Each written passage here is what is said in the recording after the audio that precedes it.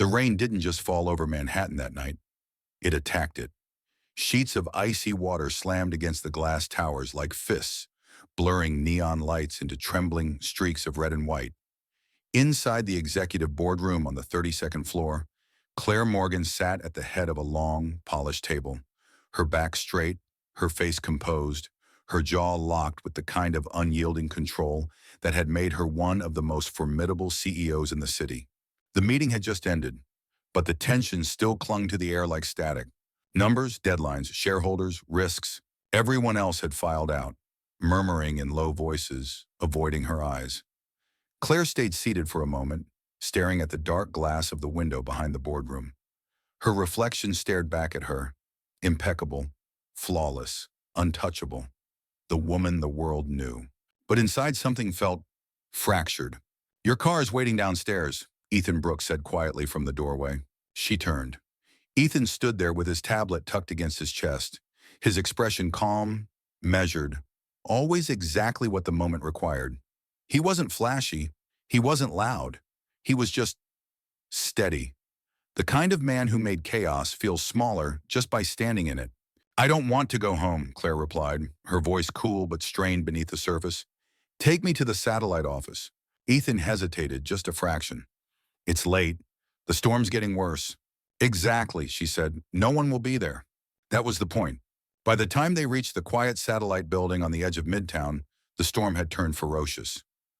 Rain hammered the pavement so hard it looked like the streets were boiling. The wind howled between the buildings, shaking the doors as Ethan unlocked them. The moment Claire stepped out of the car, her silk dress was instantly soaked. Cold water slid down her spine, plastering the fabric against her skin. By the time they reached the elevator, her heels squelched, and her hair clung to her face in dark, dripping strands. She hated this. Not the rain. The vulnerability. The elevator ride was silent, the hum of the cables the only sound between them. When the doors opened to the empty executive floor, the hallway lights glowed a harsh, sterile white, reflecting off the polished floors. No staff, no cameras, no witnesses. Claire exhaled shakily, not realizing she'd been holding her breath. Inside the office suite, Ethan turned on the lights and immediately noticed her hands trembling. "Claire," he said softly, "you're freezing." "I'm fine," she snapped, though her voice wobbled. He studied her for a second, his eyes sharp but not unkind. Then he moved. Ethan pulled off his jacket and draped it over the back of a chair. He went to the emergency cabinet, pulling out a thick towel, a bottle of water, and a sealed pack of clothes. One of those just-in-case kits the company kept for long nights. He set everything neatly beside a chair. "You need to change now," he said, his tone firm, not harsh, just direct. The words hit Claire like a slap. Her chest tightened, her stomach dropped. "No," she said, stepping back. "I don't." Ethan frowned slightly. "Claire, your clothes are soaked. You could get sick." "I said no." Her voice cracked, sharp and defensive. "I'm leaving." Outside the windows, lightning split the sky. Thunder rolled through the building like a growl. Ethan walked to the door and quietly locked it. Claire froze. Her heart slammed against her ribs. "What are you doing?" "Keeping anyone from walking in," he said evenly, "and keeping you safe."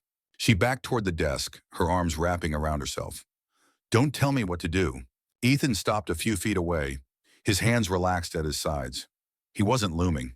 He wasn't threatening. He was waiting. "You're shaking," he said gently. "I'm not trying to control you. I'm trying to help you." Her teeth chattered despite herself. "I didn't ask for help." "I know," he replied, "but sometimes we need it anyway." Tears burned behind her eyes, angry, unwanted tears. "Please," she whispered, "don't make me undress." That stopped him. Ethan saw it then, not stubbornness, not pride. Fear. Real, raw, unfiltered fear. Slowly he nodded. "Okay." He walked to the corner and pulled out a folding privacy screen, setting it up beside the chair to create a small, sheltered space. Then he went back to the door and turned around, facing the wall. "I'm not looking," he said. "I won't turn around. You go behind the screen. You change if you want to.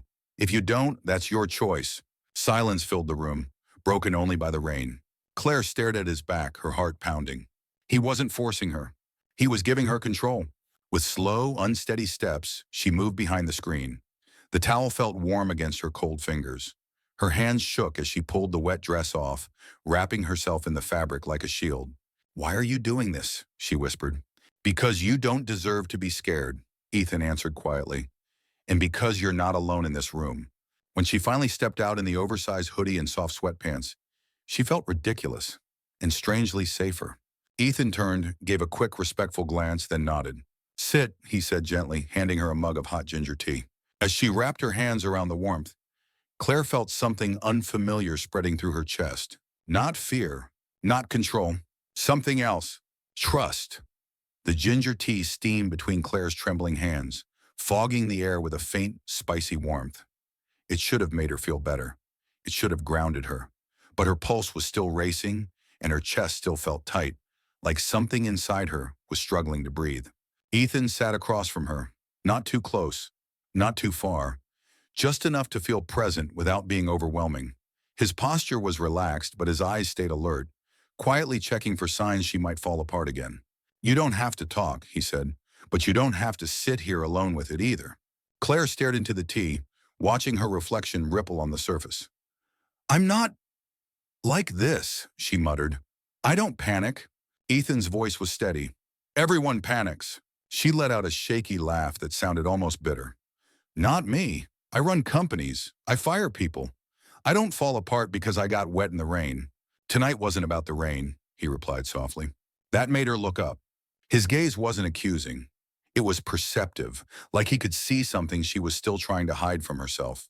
You asked me to change, she said, her voice suddenly edgy, and it felt like, I don't know, like being cornered. I didn't mean it that way. I know, she snapped, then immediately winced. Sorry, She pressed her fingers to her temples. When someone tells me what to do with my body, I freeze. Ethan absorbed that, his expression growing more thoughtful. That's not normal stress, he said gently. That's something else. The building creaked as the wind slammed into the windows again. The storm outside was still ruthless, but in here, the light was softer now. Ethan had angled a desk lamp toward the wall, turning the harsh overhead glow into something muted and intimate. Claire didn't realize what he'd done until she noticed she could breathe easier. I don't like being told, she admitted quietly. Even when it makes sense, even when it's about something small, it makes me feel powerless. Ethan leaned back, his hands resting loosely on the arms of the chair. Who made you feel like that? She shook her head. It doesn't matter. It does, he said, not forceful, just honest. Claire swallowed. Her voice dropped. I was in a relationship a long time ago. He was charming, successful. Everyone thought he was perfect. Ethan didn't interrupt. He wasn't violent, she continued. That would have been easier to explain. He was just controlling. Everything had to be his way. What I wore, how I spoke, who I met.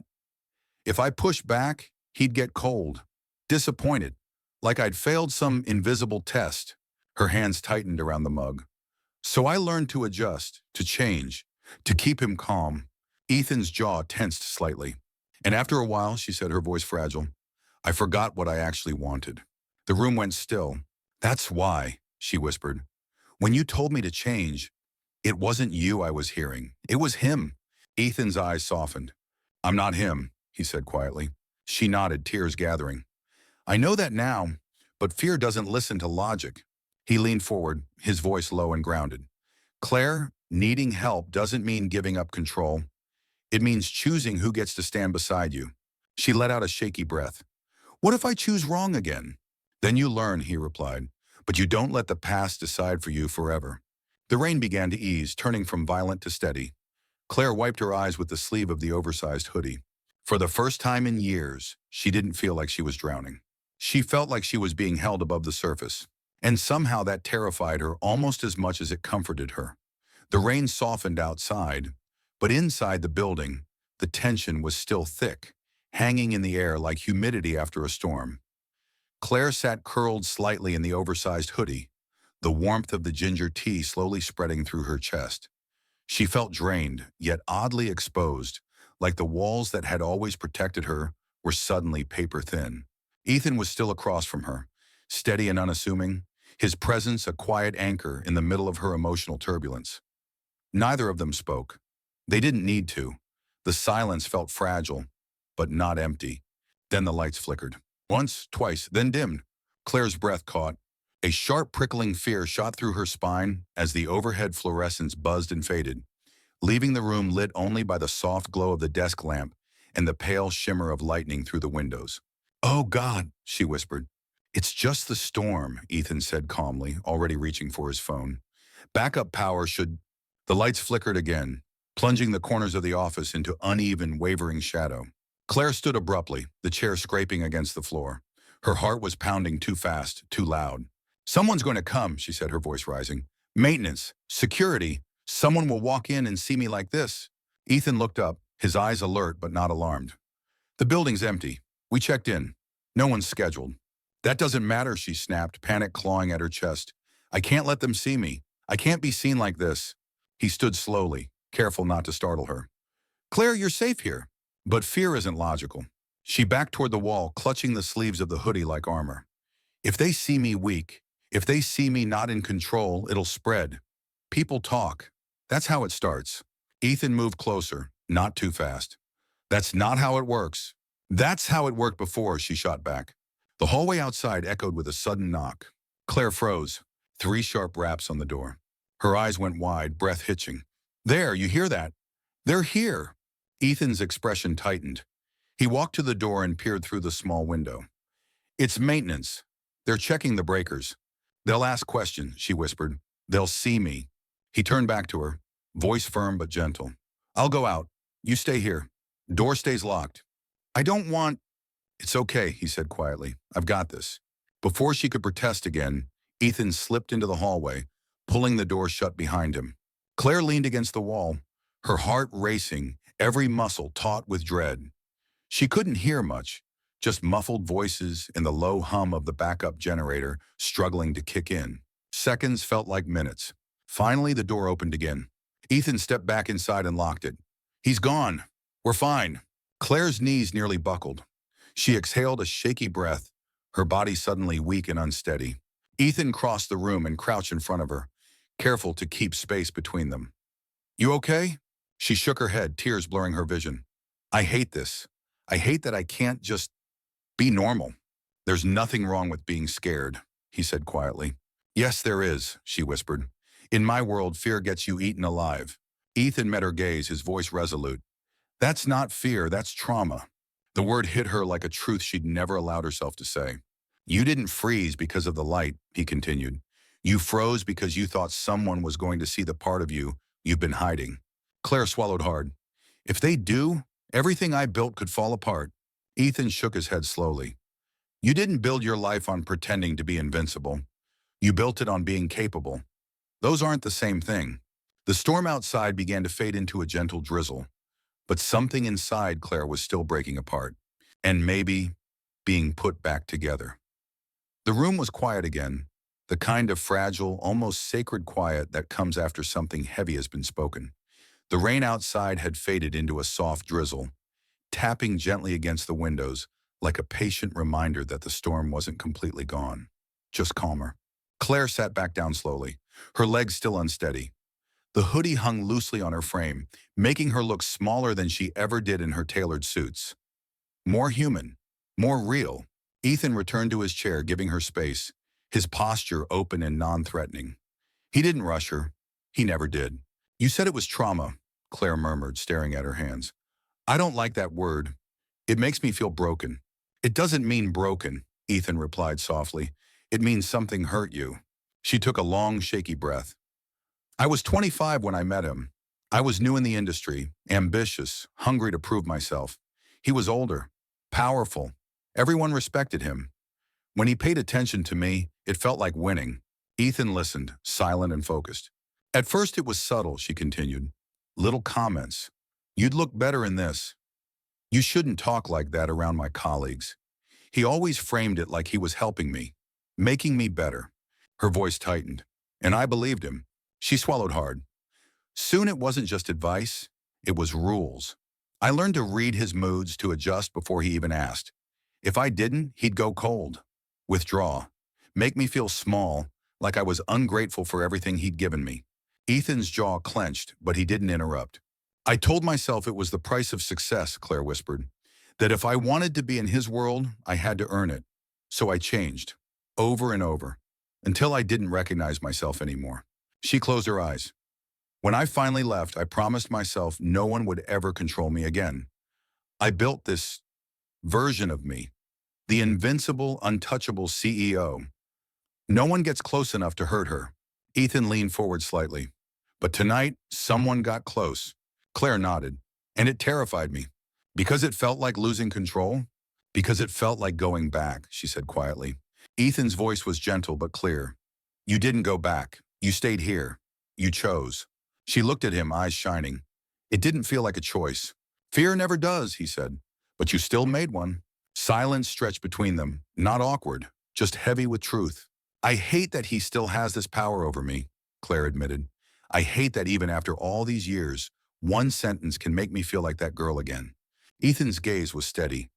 He only has the power you give him. She frowned. So what? I just stopped being afraid? No, he said. You stop letting fear make your decisions. She let out a breath that was half a laugh, half a sob. That sounds a lot easier than it is. It is easier, he said quietly, when you're not alone. Claire studied him, really looking at him now. Not as her assistant, not as the man who kept her schedule straight and her crises contained, but as a person. You're not trying to fix me, she said. No, he replied. I'm just not leaving you in it. Something inside her loosened. For the first time, the past didn't feel like a prison. It felt like a story she was finally allowed to rewrite. The quiet that followed Claire's confession felt heavy, but not uncomfortable. It was the kind of silence that settles after a storm, when the air is still thick, but the sky has begun to clear. The rain outside had slowed to a gentle mist, barely tapping against the glass. Claire stood by the window, her arms folded around herself, the oversized hoodie hanging off her shoulders. For the first time all night, she wasn't shaking from the cold. She was shaking from the truth. I hate that he's still in my head, she said quietly. I left him. I rebuilt everything. And somehow, he still gets a say. Ethan leaned against the desk, his posture steady, his voice even. That only happens when you believe you don't deserve better. She turned sharply. You don't know that. I do, he replied. Because I've watched you lead. I've watched you make decisions that change people's lives. You don't do that by being weak. Claire laughed softly, but it sounded fragile. Then why do I feel so powerless right now? Because you're being honest, he said. And honesty feels dangerous when you've had to protect yourself for so long. She pressed her palms to the glass. I can't afford to be vulnerable. If people see cracks, they'll exploit them. That's how this world works. Ethan took a slow step toward her, stopping at a respectful distance. That's how some people work. Not all. Every powerful man I've ever known has tried to control me, she shot back. Every single one. His gaze didn't waver. And you're still letting one of them win. The words hit her like a punch. What? The man who taught you that love means control, Ethan said quietly. He's not here anymore. But you're still living by his rules. Claire's breath caught. That's not fair. It's not, he agreed. But it's true. She turned away, anger flaring hot and fast. So what? I just trust people again and hope they don't hurt me? No, Ethan said. You choose who gets close. That's the difference. Her voice cracked. What if I choose wrong? Then you learn, he said. But you don't stop choosing. Claire felt tears rising again, fierce and unwanted. I don't know how to do this. Ethan's voice softened.